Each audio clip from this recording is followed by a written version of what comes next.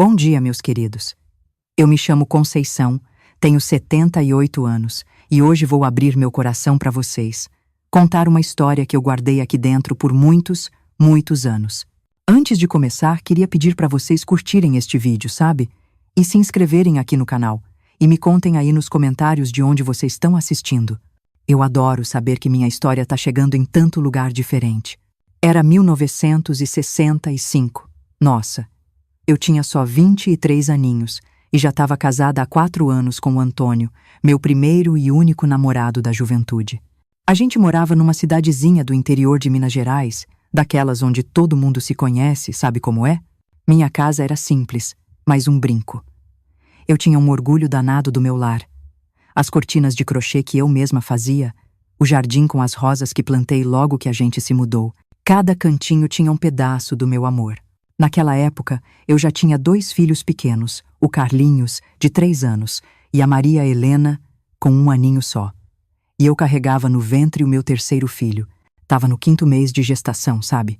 A barriguinha já começava a aparecer debaixo dos vestidos que eu mesma costurava. Para economizar, eu fazia roupa para mim e para as crianças. O dinheiro que o Antônio trazia da fábrica de tecidos não era muito, mas a gente se virava bem, dava nosso jeitinho. Antônio era um homem bonito, alto, de sorriso fácil. Quando a gente passava junto na rua, o povo comentava: "Nossa, que casal perfeito!" Ele parecia ser um bom marido. Voltava para casa todo dia no mesmo horário, trazia um presentinho para as crianças de vez em quando e no fim de semana levava a família para passear na praça. Tudo parecia ser como devia ser num casamento dos anos 60. O homem trabalhava fora, a mulher cuidava da casa e dos filhos. Eu nunca desconfiei de nada. Talvez por ingenuidade, talvez por confiar demais, né? Minha mãe sempre dizia que esposa boa não faz pergunta pro marido. Só cuida para ele encontrar o lar em ordem quando voltar do trabalho. E era isso que eu fazia. Dia após dia, achando que estava construindo uma vida feliz. Até aquela tarde de terça-feira, 17 de agosto de 1965. Eu nunca vou esquecer essa data. Chovia muito. Uma daquelas chuvas de inverno que parece que não vai acabar nunca. As crianças dormiam depois do almoço e eu aproveitei para costurar um vestidinho novo para Maria Helena. A casa estava num silêncio. Só o barulho da chuva na janela e o rádio baixinho tocando Roberto Carlos. Foi quando eu ouvi as batidas na porta. Era o carteiro, todo ensopado, coitado, trazendo umas correspondências. No meio delas tinha um envelope cor-de-rosa, perfumado, endereçado para o Antônio. Aquilo me chamou a atenção na hora. Quem ia mandar uma carta daquelas para o meu marido? Deixei o envelope na mesa da cozinha e fui cuidar das minhas coisas. Mas aquele cheiro de perfume barato foi tomando conta da sala, como se tivesse me provocando, sabe? E a cada minuto que passava, mais inquieta eu ficava. Eu nunca tinha aberto uma carta do meu marido. Nunca. Mas alguma coisa dentro de mim gritava que aquela carta não era coisa boa. Depois de muito pensar, com as mãos tremendo, eu abri o envelope. Dentro tinha uma carta com uma letra redondinha, de mulher. Comecei a ler e, meu Deus, foi como se o chão sumisse debaixo dos meus pés. Meu querido Antônio, os dias longe de você parecem uma eternidade. Mal posso esperar pelo nosso encontro no próximo fim de semana. Tenho tantas saudades dos seus beijos, dos seus abraços. A carta continuava com declarações de amor e detalhes íntimos que me fizeram entender que aquilo não era um caso qualquer. A mulher, que assinava como Marlene, falava de planos para o futuro. Falava de como ia ser quando eles pudessem ficar juntos de vez. E tinha mais. Ela escreveu assim, ó: "Quando você vai contar para ela? Já se passaram 2 anos que a gente tá junto e você sempre diz que vai largar ela, mas nunca faz nada. Tô cansada de ser o seu segredo. 2 anos. Por 2 anos inteirinhos. Enquanto eu lavava a roupa dele, cozinhava a comida dele, carregava os filhos dele no colo, o Antônio vivia outra vida com essa mulher. A carta caiu da minha mão e as lágrimas começaram a escorrer. Minhas pernas ficaram bambas. Eu tive que sentar. A dor que eu senti naquele momento. Nossa, eu não consigo nem descrever direito, mesmo depois de tanto tempo. Instintivamente, eu botei a mão na minha barriga e senti o bebê mexer. O que ia ser da gente agora? Uma mulher grávida do terceiro filho, sem profissão, sem dinheiro meu, numa época em que o divórcio nem existia na lei aqui no Brasil, e uma mulher separada. Nossa, era uma vergonha para a sociedade. Fiquei sentada por horas, chorando baixinho para não acordar as crianças. Quando ouvi o barulho do portão, sequei as lágrimas correndo. Botei a carta de volta no envelope e deixei ela lá, do jeitinho que estava em cima da mesa. Eu decidi que queria ver a reação dele. Antônio entrou em casa, me deu um beijo na testa, como sempre fazia, e foi direto para o banheiro. Quando ele voltou e viu o envelope na mesa, o rosto dele mudou de cor. Ele pegou a carta rápido e guardou no bolso, me olhando de lado, tentando ver se eu tinha percebido alguma coisa. No jantar, ele estava agitado, falando mais que o normal sobre o trabalho, evitando me olhar no olho. Eu só respondia sim ou não, com um nó na garganta que mal deixava a comida descer. Depois que as crianças foram dormir, eu não aguentei mais. Com a voz tremendo, eu perguntei: "Quem é Marlene?" O silêncio que veio depois foi de ensurdecer. Antônio ficou pálido, depois vermelho. Tentou negar, disse que não conhecia ninguém com esse nome. Mas quando eu falei que tinha lido a carta, ele mudou de tática. Começou a gritar, dizendo que eu não tinha o direito de abrir as cartas dele, que eu tinha invadido a privacidade dele. Imagina só, ele me traía há 2 anos e a culpada era eu por ter descoberto. Foi ali que a ficha caiu, sabe? Eu percebi o quanto eu estava sozinha naquele casamento que eu achava que era perfeito. Naquela noite, a gente não dormiu no mesmo quarto. Eu fiquei acordada até o sol raiar, pensando no que eu ia fazer da minha vida dali pra frente. Nos dias seguintes, o Antônio ficava alternando. Uma hora pedia desculpa, prometendo que ia terminar tudo com a Marlene. Outra hora, botava a culpa em mim, dizendo que se eu fosse uma esposa melhor, ele não teria procurado outra. Palavras que me cortavam como faca, principalmente porque eu tinha dedicado cada minuto da minha vida para ser exatamente o que eu achava que era uma boa esposa e mãe. Uma semana depois da descoberta, quando eu ainda estava ali, sem saber o que fazer, aconteceu uma coisa que mudou tudo. Antônio chegou em casa tarde da noite, bêbado. Bêbado mesmo. Começou a jogar as coisas no chão, quebrando os poucos objetos de valor que a gente tinha. Quando eu tentei acalmar ele, pensando nas crianças que estavam dormindo, ele me empurrou, com força, contra a parede. Foi a primeira e única vez que ele levantou a mão para mim. Mas foi o suficiente. Naquele momento, olhando naqueles olhos cheios de raiva, eu soube. Eu não podia continuar naquele casamento. Não por mim, mas pelos meus filhos. Que exemplo de homem eles iam ter crescendo vendo o pai tratar a mãe daquele jeito? Esperei ele dormir e comecei a fazer meus planos. Eu não tinha para onde ir naquela cidade pequena, onde todo mundo conhecia o Antônio e a família dele, que era mais influente que a minha. Eu precisava de um lugar para recomeçar, onde ninguém conhecesse a gente. Minha irmã mais velha, a Aparecida, que a gente chamava de Cida, morava em São Paulo. A gente não tinha muito contato, só cartão de Natal e uma carta ou outra. Mas ela era minha única esperança. Na manhã seguinte, enquanto o Antônio estava no trabalho, eu fui no posto telefônico da cidade e liguei para ela.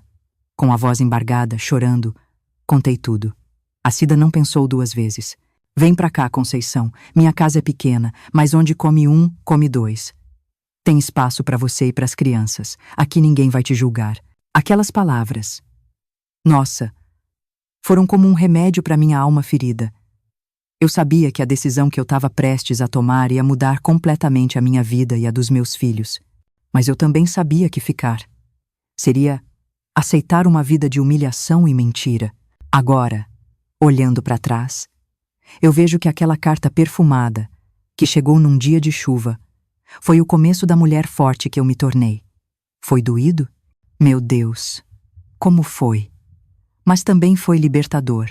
E essa história de dor e superação, ela ainda estava só começando. Depois daquela ligação para minha irmã Cida, eu sabia que tinha que ser rápida. Eu tinha só 3 dias até o Antônio receber o pagamento na sexta-feira. Era quando ele sempre bebia mais e chegava tarde em casa. Seria a minha única chance. Nesses 3 dias, caramba, eu vivi uma vida dupla. De manhã preparava o cafezinho dele como sempre. Sorria, fingia que estava tudo bem. O Antônio parecia aliviado, achando que a tempestade tinha passado, sabe? Que eu tinha aceitado meu lugar de esposa submissa, que fecha os olhos para a safadeza do marido. Mal sabia ele que cada minuto daquele teatro me dava mais força para ir embora. Enquanto ele estava fora, eu separava nossas poucas roupas, documentos, as pequenas lembrancinhas que eu não podia deixar. Tipo a mechinha de cabelo do primeiro corte do Carlinhos, o sapatinho de crochê que minha mãe fez para Maria Helena. Escondia tudo debaixo do colchão das crianças, onde eu sabia que o Antônio nunca ia olhar. Fui na única joalheria da cidade e vendi minha aliança de casamento. Discretamente. O dono, seu Joaquim, me olhou com uma cara de pena e curiosidade, mas não fez pergunta. Recebi bem menos do que valia, mas naquela hora, cada centavo era uma fortuna. Com esse dinheiro, comprei 3 passagens de ônibus para São Paulo e guardei o troco para os primeiros dias na capital. O mais difícil foi esconder tudo das crianças. O Carlinhos, com seus 3 aninhos, já era um menino esperto. Na noite antes da gente ir embora, quando eu botei ele na cama, ele perguntou: "Mamãe, por que a senhora tá triste?"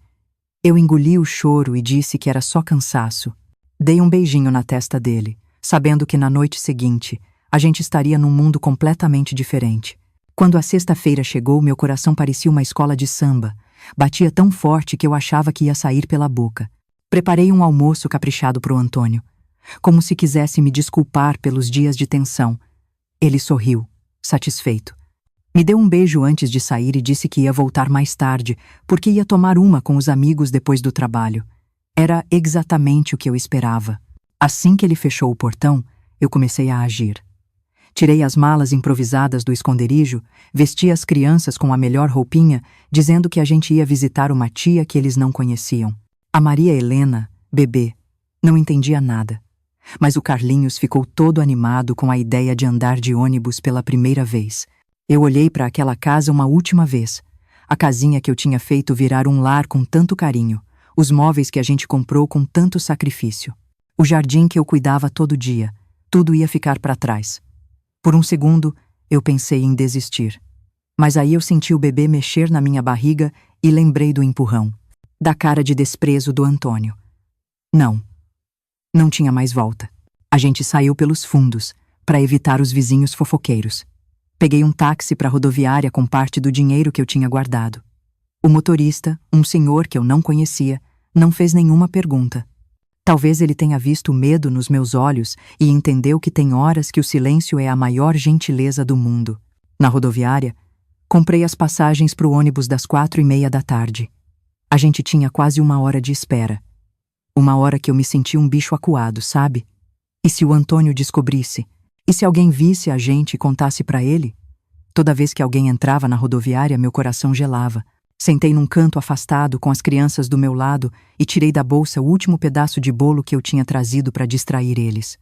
O Carlinhos comeu todo feliz, enquanto minha garganta estava tão seca que eu não conseguia engolir nada. Quando finalmente anunciaram nosso ônibus, senti um alívio. Acomodei as crianças lá no fundo, guardei nossa bagagem e sentei, exausta, física e emocionalmente. Só quando o ônibus começou a andar, deixando para trás aquela cidade que tinha sido o meu mundo, só aí eu deixei umas lágrimas escorrerem em silêncio.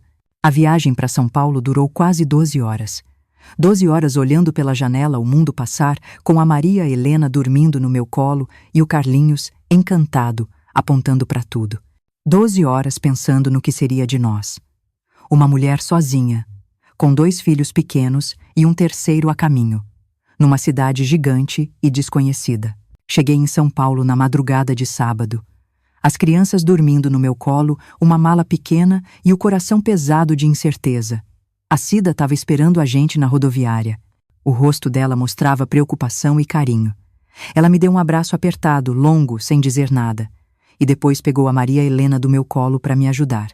"Você fez a coisa certa, Conceição", ela disse enquanto a gente ia pegar um táxi. "Agora vamos para casa descansar. Amanhã a gente pensa no resto." A casa da minha irmã era um sobradinho no Brás. Uma muvuca, um barulho, nada a ver com a minha cidadezinha tranquila. O quarto que ela preparou pra gente era minúsculo, mas limpinho e acolhedor. Um colchão no chão para mim e pro Carlinhos, e um berço improvisado com caixotes para Maria Helena. Não era muito, Mas naquela noite me pareceu um palácio. Nos primeiros dias, eu vivia em estado de alerta. Qualquer batida na porta, eu achava que era o Antônio. O telefone tocava, meu coração disparava. A Cida tentava me acalmar, dizia que ele nunca ia achar a gente naquela imensidão. Uma semana depois da nossa chegada, o telefone tocou. Era a mãe do Antônio, Dona Eurídice.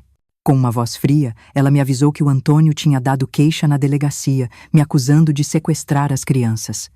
Disse que ele estava destroçado e que era para eu voltar imediatamente.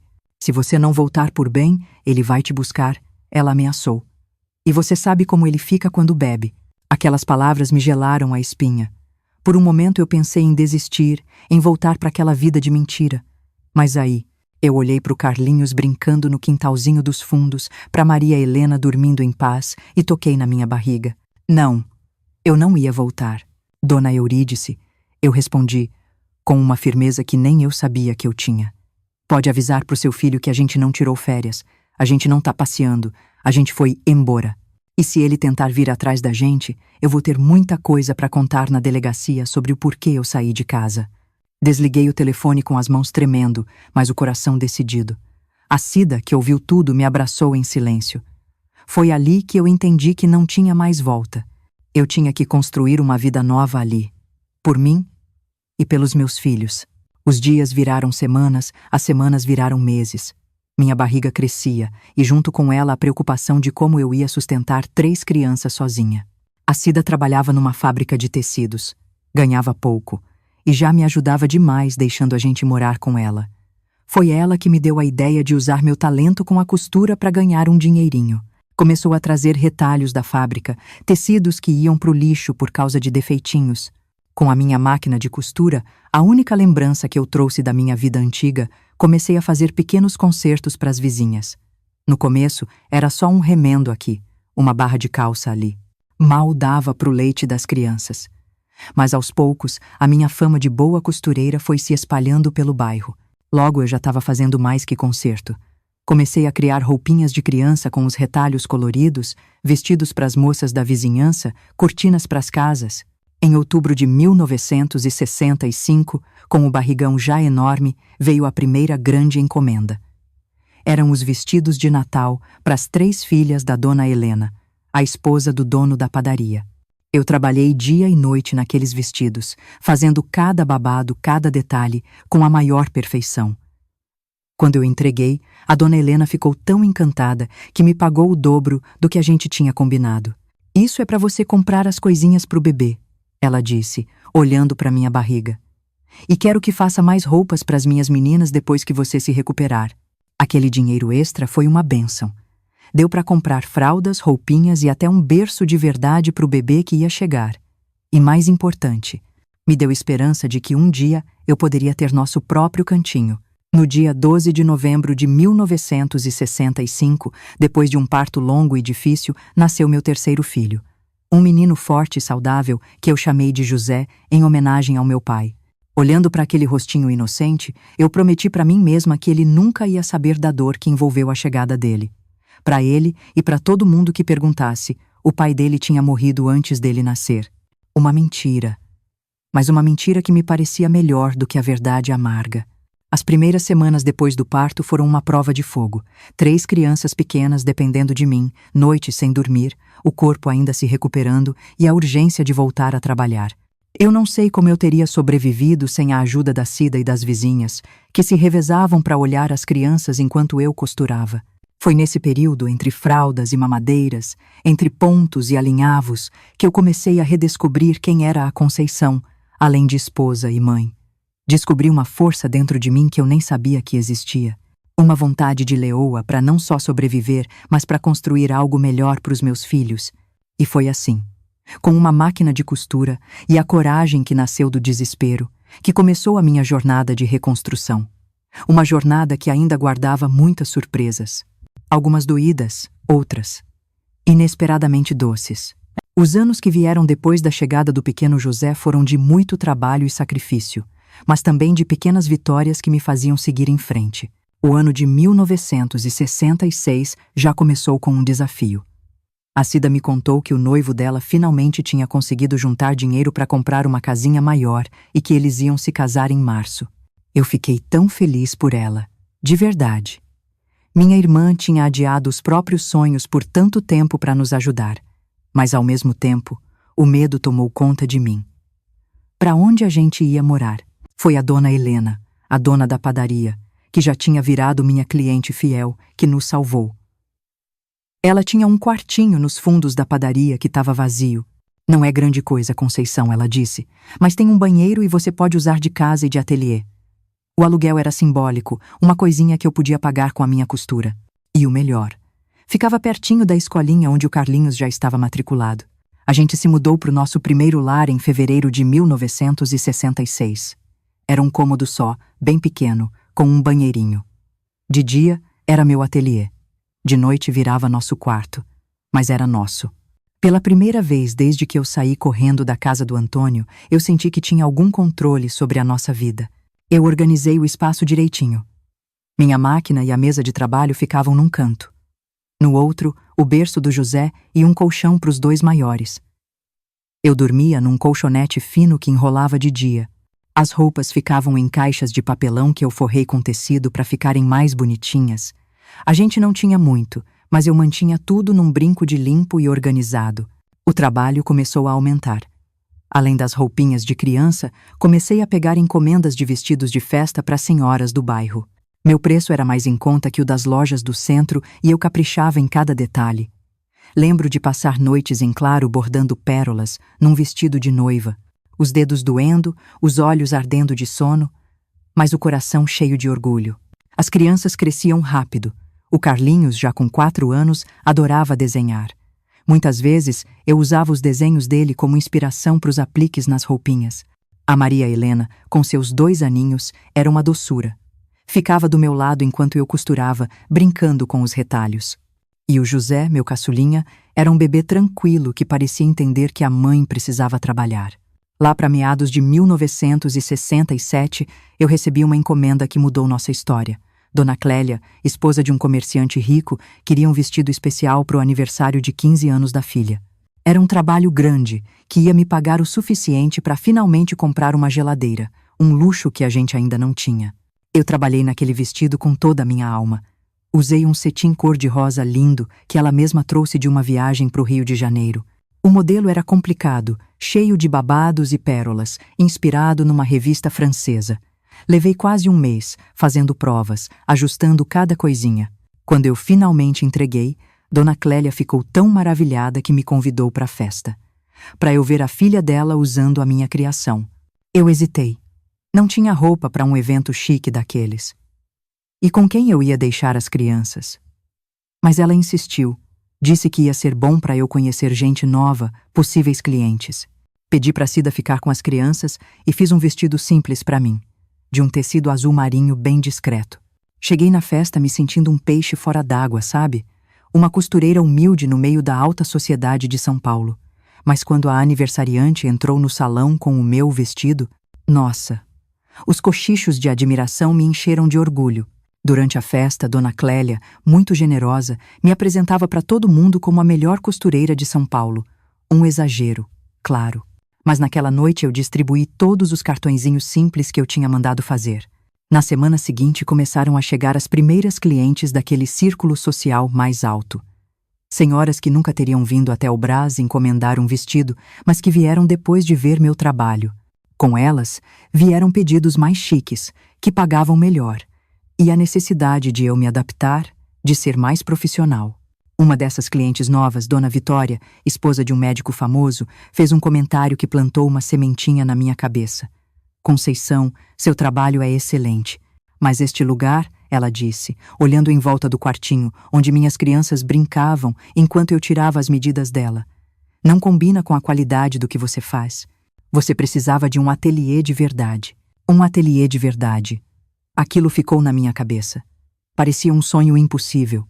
Mas eu comecei a guardar cada centavo que sobrava. No começo de 1968, eu já tinha uma pequena reserva. Foi quando eu soube que uma lojinha ali na mesma rua da padaria ia fechar. O dono, um sapateiro já de idade, o seu Armando, ia se aposentar. O espaço era pequeno, mas perfeito para um ateliê, com uma vitrine para a rua e tudo. Juntei toda a minha coragem e fui falar com ele. Expliquei minha situação, mostrei umas fotos das minhas criações e propus alugar o espaço. O valor que ele pediu de cara era muito para mim, mas depois de muita conversa, a gente chegou num acordo. Eu pagaria um valor menor nos primeiros meses e iria aumentando conforme o negócio fosse crescendo.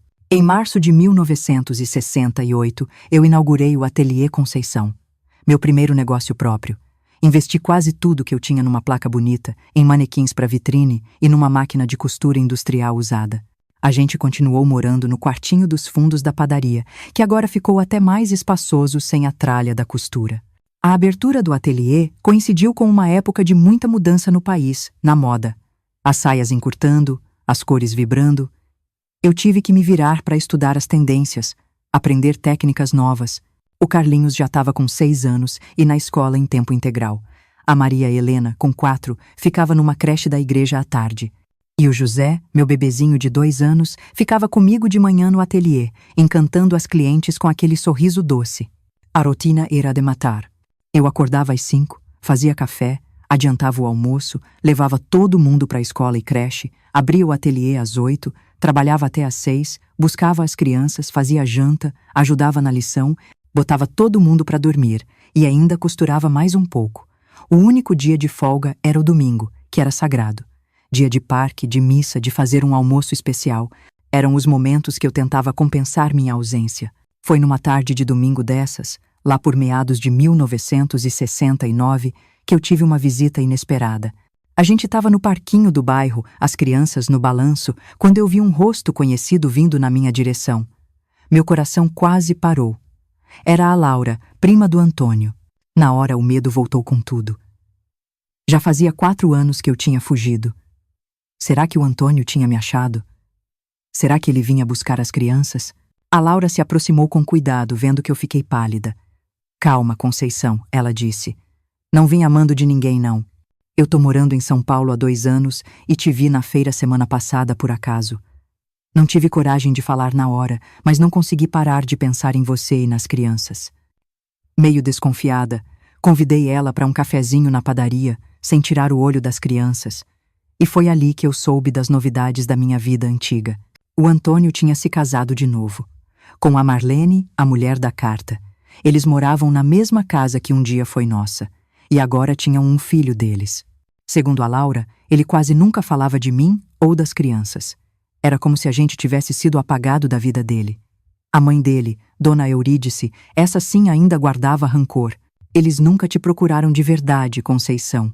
A Laura falou, respondendo à pergunta que eu não tinha coragem de fazer. O Antônio fez aquela queixa no começo, mas nunca foi atrás. Acho que, no fundo, foi um alívio para ele. Assim ele podia ficar com a Marlene sem culpa. Aquelas palavras me deram um nó na cabeça. Um misto de alívio, por saber que eu não precisava mais ter medo. Raiva, pela facilidade com que ele nos trocou. E uma tristeza, por pensar que meus filhos estavam crescendo sem pai, enquanto ele criava outro filho com a mulher que destruiu nossa família. E você, Conceição? A Laura perguntou. Como você tá? Parece que se virou bem, hein? Eu contei um pouco da nossa história, do trabalho duro, das dificuldades, mas também das vitórias. Falei do ateliê, das crianças na escola. Enquanto eu falava, eu mesma me dei conta do caminho que a gente tinha percorrido. A Laura ouviu tudo com uma admiração no olhar. Quando eu terminei, ela disse uma coisa que eu nunca mais esqueci. Sabe, Conceição, o Antônio pode ter te abandonado, mas quem perdeu na história foi ele. Ele perdeu uma mulher de verdade. Naquela noite, depois de botar as crianças para dormir, eu sentei na varandinha do nosso quartinho e chorei. Mas não era choro de tristeza. Era choro de libertação, como se o último fio que me prendia ao passado tivesse se rompido. Ali, olhando para o céu de São Paulo, eu prometi para mim mesma que daquele dia em diante eu só ia olhar para frente, e foi naquela mesma noite que eu tomei uma decisão. Tava na hora de procurar uma casa de verdade pra gente. As crianças estavam crescendo, precisavam de espaço. O ateliê ia bem. Eu tinha um dinheirinho guardado e, pela primeira vez, eu realmente acreditei que era possível. A busca pela nossa casa ia começar. Mais um capítulo da nossa vida. Uma vida que, apesar de tudo, estava me ensinando que a força de verdade não está em nunca cair, mas em sempre, sempre dar um jeito de levantar. A busca pela nossa casa própria começou como um sonho tímido. Sabe, uma coisa que eu mal ousava acreditar que ia acontecer. No final de 1969, com o dinheirinho que eu juntei do ateliê, comecei a procurar um lugar que a gente pudesse chamar de nosso de verdade. Não foi fácil, não. Uma mulher sozinha comprando imóvel naquela época era coisa rara. Muitos donos ficavam com um pé atrás, perguntando cadê o marido. Lembro de um corretor que me olhou de cima a baixo quando eu disse que queria comprar, não alugar. A senhora tem certeza? Ele disse com um sorrisinho de deboche.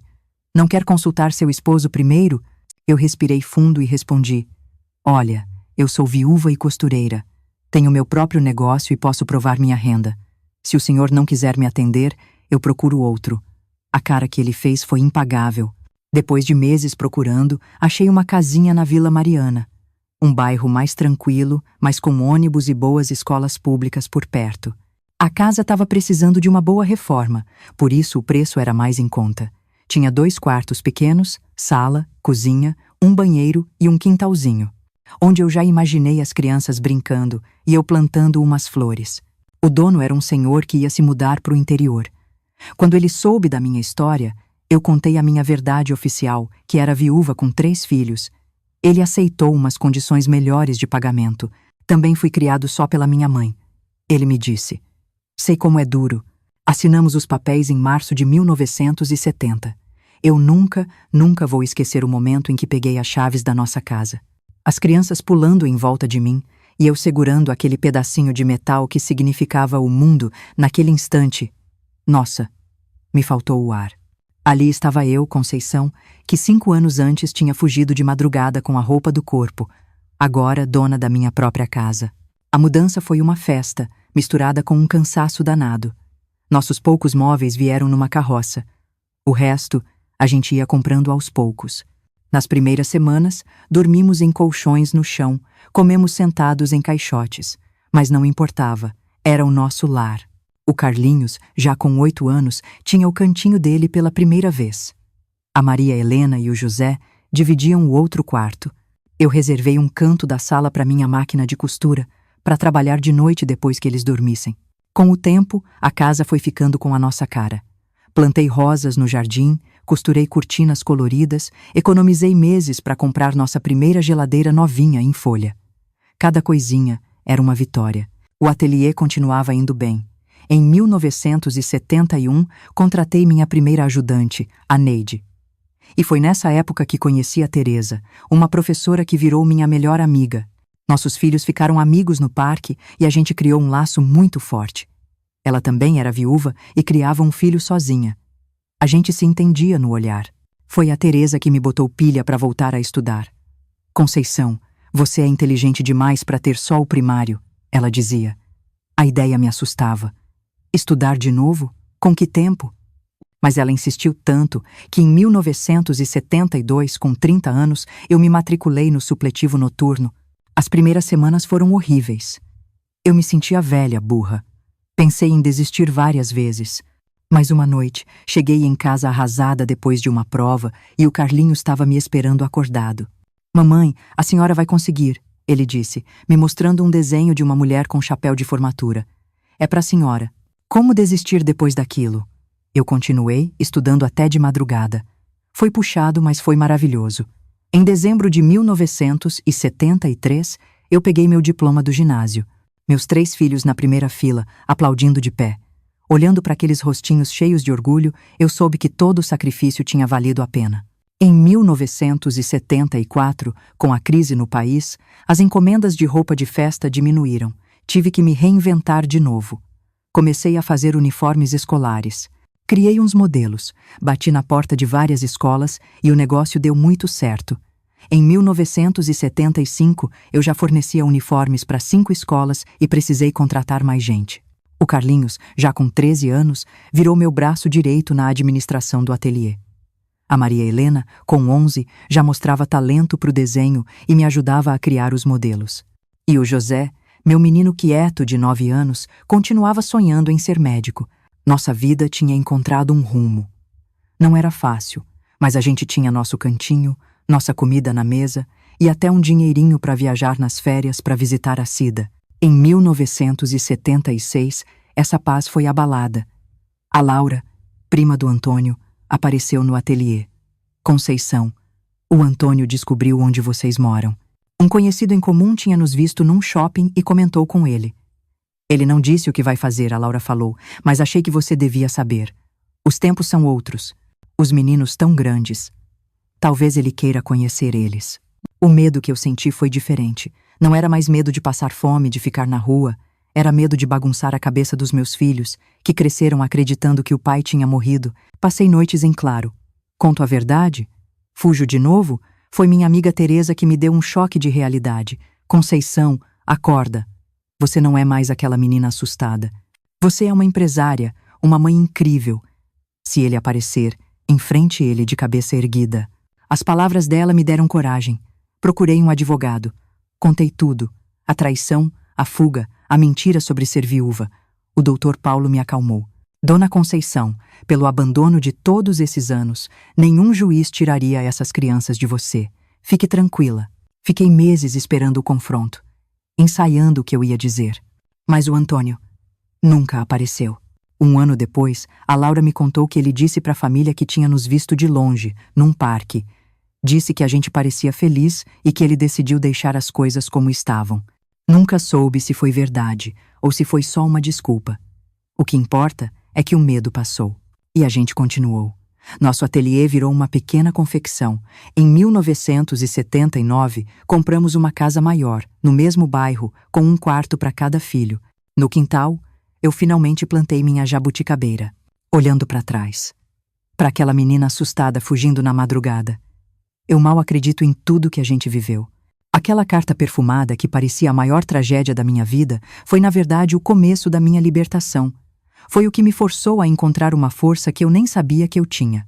Hoje, olhando meus cabelos brancos, minhas mãos marcadas pela agulha, eu sinto uma paz que a jovem Conceição nunca imaginou ser possível. A vida não foi fácil, mas foi vivida com dignidade. E no final? Não é isso que importa? A carta que um dia mudou tudo. No fim, mudou para melhor. Ela me obrigou a ser a dona da minha própria história. E eu espero que essa força, de alguma forma, possa inspirar outras mulheres que talvez estejam passando por momentos difíceis.